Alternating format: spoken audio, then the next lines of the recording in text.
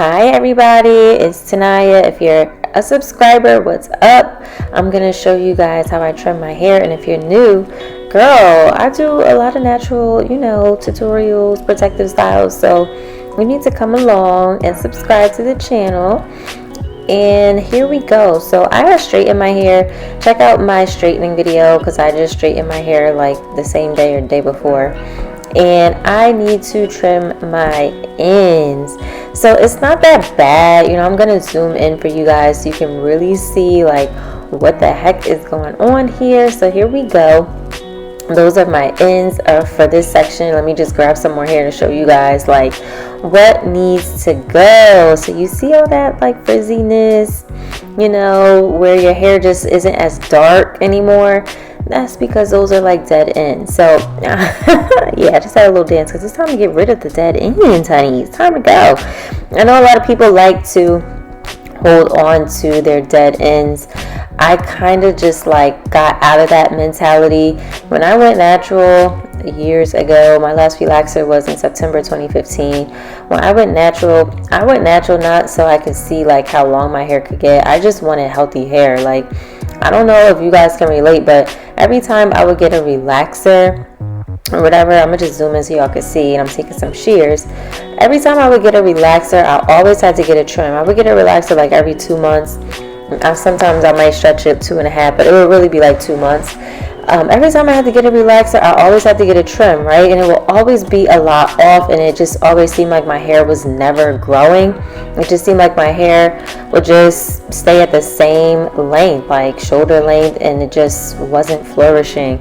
And that was going on for years. Like, I would have new growth, but it was like I was never maintaining it. So once I went natural, and I kind of like learned how to like see where the dead ends were, because I was so confused like with my hair being in its natural state or even blow dried. I'm like, how do you tell what ends are good and what are bad? And now I know what I'm doing. I could tell. I just like started to trim my hair more often. Like, I started trimming it when I would blow dry my hair. If I would see dead ends, I would just get rid of it. Like, I wouldn't wait a certain time frame to trim my hair. Like, if I saw something, it was coming off, and it would bother me like if I saw it.